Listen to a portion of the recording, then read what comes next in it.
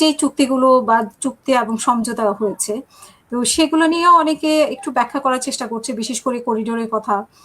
যে করিডোরটা হলে কি হবে, মানে বাংলাদেশের কোনো সুবিধাও হবে অসুবিধাও হবে, দুইটা সাইডে বলার চেষ্টা করছে। আরেকটা হচ্ছে যে 24টি বিমান যেটা কেনার কথা ছিল, সেই ব্যাপারে মনে আশা করা হয়েছিল যে চুক্তিটা হবে, তারপরে আবার আপনার তিস্তার ব্যাপারে একটা ফাইনাল কিছু হবে। তো এই তিনটা জিনিস আপনার কাছে একটু শুনতে চাই, যে ছোট করে যদি বলেন। শোনেন, তিস্তার ব্যাপারটা কিন্তু রয়ে গেছে, তিস্তার ব্যাপারটা এখনো আছে। হ্যাঁ, তিস্তার ব্যাপারটা যে ডেড হয়ে গেছে এমন না, আলোচনা না। এই তিস্তার বিষয়টা তো আজকের থেকে না, কিন্তু এর আগের সরকারের সময় অনেক আলোচনা হয়েছে, অনেক প্ল্যান দেওয়া হয়েছে এবং জরিপ করা হয়েছে, সার্ভে করা হয়েছে, সবকিছু করা হয়েছে।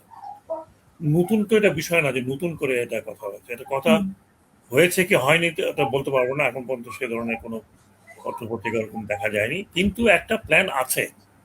একটা প্ল্যান যতদূর আমি জানি, ইন্টারিম গভর্নমেন্টের সময় একটা প্ল্যান দেওয়া ছিল। এটা নিয়ে আমরা অনেকবার আলোচনাও করেছি যে এটা আমরা ফাইনালাইজ করে দিই, কিন্তু আমরা ফাইনালাইজ করি না।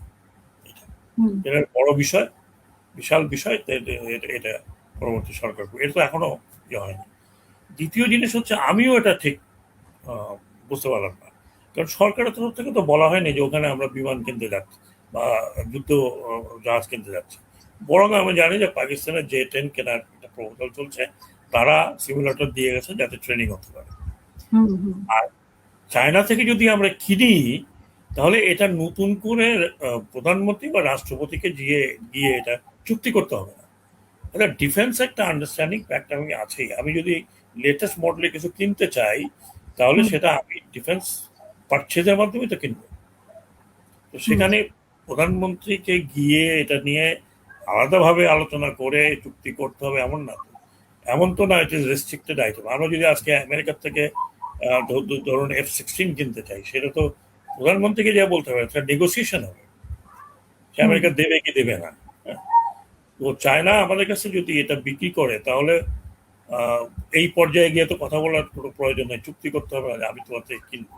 এটা ডিফেন্স চুক্তি হবে। যদি এয়ারফোর্সের একটা দল যায়, সেখানে গিয়ে তারা চুক্তি করে আসে, তখন বোঝা যাবে যে এটা কিনা হবে। এটা আমি জানি না কেন এই কথাটা, এটা কোথার থেকে আসছে। এটা তো আমরা বাংলাদেশের ডেলিগেশনের তরফ থেকে তো এটা শুনিনি। আর যেটা আমি বললাম, আর আপনার তিস্তা প্রকল্প, তিস্তা প্রকল্প চায়না অনেক আগের থেকে প্রপোজাল দিয়ে রেখেছে। এটার জন্য BRI টাকা পয়সা আছে। এখন বাংলাদেশ যদি হ্যাঁ করে, তাহলে কাজ শুরু হবে। এটার জন্য মানে ওখানে গিয়ে ঘটা করে চুক্তি সাইন করব, এটা হয় না। এটা ভারতের কিছু কনসার্ন আছে, সেই কনসার্নটাও তো আমি মনে করি তাদেরকেও তো আশ্বস্ত করতে হবে। আরো যদি তিস্তা প্রকল্প, তাহলে আপনাদের যে সমস্যাগুলো সেগুলো আমরা নিয়ে আলোচনা করি।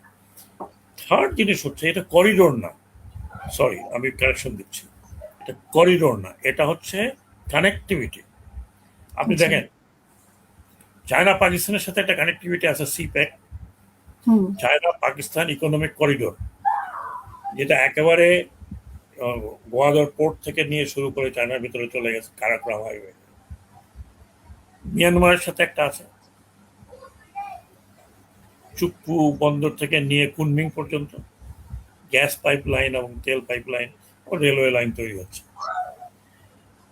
বাংলাদেশে যে প্রপোজালটা দেওয়া আছে, সেটাও একটা কানেক্টিভিটি। ওটা হবে Bangladesh, China Bangladesh economic corridor. আমি যদি এভাবে বলি, CBEC, CBPEC, যেরকম যেরকম CPEC, CPEC, China Pakistan economic corridor. মিয়ানমারটা যেটা হয়েছে CMEC, China Myanmar economic corridor, যেটা তারা চুকপু বন্দর থেকে নিয়ে যাচ্ছে। চায়না বে অফ বেঙ্গলে তাদের একটা কৌশলগত বিষয় আছে, যে এখন আপনাকে দেখতে হবে যে বিশ্বের যে ভূকৌশলগত অবস্থান কিন্তু পরিবর্তন হচ্ছে এই যুদ্ধ শেষ হওয়ার পর। এবং হরমুজ প্রণালী 40 দিন বন্ধ থাকায় বিশ্বের যে সাপ্লাই চেনের কি অবস্থা হয়েছে। এবং চীন ওই ইরানের সবচেয়ে বড় খরিদ্দার ছিল তেলের। এবং চীন সাফার করেছে, শুধু চীন না, আমরাও সাফার করেছি। চায়না একটা সাফার করেছে। চায়নার তো একটা সুবিধা আছে যে কোনো রকমে হরমুজ প্রণালী পার হলেই তারা আহ, যদি চুক্কুতে নিয়ে আসতে পারে ওখান থেকে চলে যাবে। তারা পাইপলাইন তৈরি করার চেষ্টা করছে সিপেকের মাধ্যমে। হুম, এখন এই চায়নার জন্য আহ, আপনার মালাক্কা বন্ধ হয়ে যায়। এখন তো একটা রাইভালরি চলছে, চায়না ভার্সেস ওয়েস্ট।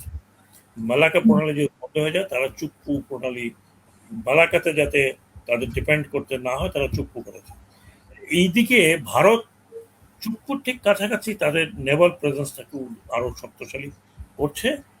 যে তারাও তো একটা লেসন নিয়েছে হরমুজ থেকে, হুম, যে ভারতের সাথে যদি কোনো সে ধরনের জিও পলিটিক্যাল ইস্যু তৈরি হয়, সেক্ষেত্রে আন্দামান নিকোবর থেকে তারা বন্ধ করে দেবে সাউথে যাওয়া। সেক্ষেত্রে আপনি চায়নার মতো দেশ, তার তো অল্টারনেটিভ অনেকগুলো থাকতে হবে। সেই হুম, অল্টারনেটিভটা রাস্তা কিন্তু আছে, রাস্তা কিন্তু আছে, সেটা উন্নতি করতে হবে। সেটা হয়তো যেটা চিটাগং পোর্ট থেকে নিয়ে বা চট্টগ্রাম থেকে বে অফ বেঙ্গল থেকে নিয়ে মিয়ানমার হয়ে চায়নার ভিতরে নিয়ে যাবে। হুম, কুন্দুম বলে একটা জায়গা আছে আমাদের এখানে, যেটা একসময় বার্মা রোড ছিল। হুম, বার্মা রোড বলে একটা একটা রাস্তা ছিল, গুমদুম থেকে ওদিক থেকে রাস্তাটা যায়। সেখানে কিন্তু একটা পাকা রাস্তা হয়ে আছে বর্ডার পর্যন্ত। এবং আমি গিয়েছিলাম, যেহেতু আমি ল্যান্ড পোর্টগুলোরও দায়িত্বে ছিলাম, আমি ওখানে একটা কমিটি করে দিয়ে আসছি যে গুমদুমে আমাদের একটা ল্যান্ড পোর্ট হতে হবে ভবিষ্যতের হুম, জন্য। কারণ আমাদের কিন্তু মিয়ানমারের সাথে একটা মাত্র পোর্ট, সেটা হচ্ছে টেকনাফ, এবং টেকনাফ এখন বন্ধ, প্রায় বন্ধই আছে। তা সময় হয়তো আসবে তখন আমাদেরকে বেনাপোলের মতো যেরকম আমাদের ল্যান্ড পোর্ট করতে হবে মিয়ানমারের সাথে, আপনার সম্পর্ক রাখতেই হবে। আপনি আর তার সাথে যুদ্ধ করবেন না, সেও হুম, একটা নেইবার, তার সাথে তার। এবং বাংলাদেশের ইস্ট পলিসি করতে গেলে আপনাকে মিয়ানমারকে সাথে আনতে হবে। তো এই জায়গাটাতে একটা প্রপোজাল চায়না দিয়েছে যে আমরা ওইরকম একটা রোড তৈরি করতে চাই যেটা মিয়ানমার হয়ে চায়নার ভিতরে যাবে। এবং চায়না যাতে আমাদের যে পোর্ট মাতারবাড়ির মতো একটা বিশাল পোর্ট তৈরি হচ্ছে, ডিপসি পোর্ট, হুম, এটা শুধু কি বাংলাদেশের জন্য? তাহলে তো আপনি এই পোর্ট ভায়াবল হবে না। তাহলে এত হাজার কোটি টাকা খরচ করে, হ্যাঁ, জাপানের ঋণ নিয়ে আপনি এটা করছেন, আপনি তো ভায়াবল করতে হবে। সে ভায়াবল করতে হলে তো আপনাকে আঞ্চলিকভাবে এটাকে ব্যবহার করতে দিতে হবে। আঞ্চলিকভাবে ব্যবহার করতে হলে চায়না যদি ব্যবহার করতে চায়, তারা যদি এখান থেকে রোড তৈরি করতে চায় বা কানেক্টিভিটি করতে চায়, সেটা বাংলাদেশের জন্য যেরকম আমরা মিয়ানমারের সাথে আমাদের সম্পর্ক নিশ্চয়ই ভালো করতে হবে। আমরা মিয়ানমারকে ইগনোর করে থাকতে পারবো না। আমরা চেষ্টা করছি আসিয়ানে যাওয়ার জন্য। আসিয়ানে গেলে তখন আসিয়ানের সাথে কানেকশনটা করতে হবে। তো এটা একটা প্রপোজাল। হুম, এবং এই প্রপোজাল যে কাউকে বাদ দিয়ে কারোর জন্য ঠিক তা না। যদি বাংলাদেশ সরকার এবং বাংলাদেশের পার্লামেন্ট মনে করে, আমি ব্যক্তিগতভাবে মনে করি this is a good proposal. এবং এটা এটা এই কানেক্টিভিটি থাকতে হবে, এটা করিডোর নয়। এটার সাথে একটু যুক্ত কারেক্টলি। করতে চাই, আমি ক্লিয়ার করতে চাই, this is not corridor, hmm, hmm, economic corridor. যেরকম আমি বললাম আপনাকে, এই সিপ্যাক, হুম, চায়না পাকিস্তান ইকোনমিক করিডোর। তার মানে আমি ওই রাস্তা দিয়ে গিয়েছি, আমি অ্যাবসলুটলি পাকিস্তানের চায়নার বর্ডার পর্যন্ত গিয়েছি, কারাকরম হাইওয়ে। কাজেই ইকোনমিক করিডোর। তার মানে এটা যদি বাংলাদেশে এরকম ভাবে হয়, চিটাগং পোর্ট বা বে বে টার্মিনালে, যেখানে নতুন টার্মিনালগুলো হবে, সেই টার্মিনাল তো আন্ডার ক্যাপাসিটি কাজ করবে না। তো ফুল ক্যাপাসিটিতে কাজ করতে হলে আপনাকে শুধু চায়না নয়, এমনকি ভারতের যে ইস্টার্ন প্রভিন্সগুলো আছে তাদের ব্যবহার করার জন্য অলরেডি রামগড়ের মধ্যে দিয়ে তো আমরা রাস্তায় তৈরি করেছি চিটাগং পোর্ট থেকে এই এলাকাতে যাওয়ার জন্য। তো চিটাগং পোর্ট এখন যেভাবে আছে সেভাবে হয়তো হ্যান্ডেল করতে পারবে না। বে টার্মিনালগুলো হলে এবং 2030 সালের মধ্যে মাথারবাড়ির পোর্ট যখন চালু হবে, তখন আপনাকে এই পোর্টকে ভায়াবল রাখতে হলে আপনাকে আন্তর্জাতিক অঙ্গনে আঞ্চলিকভাবে এই পোর্টকে ব্যবহার করতে দিতে হবে।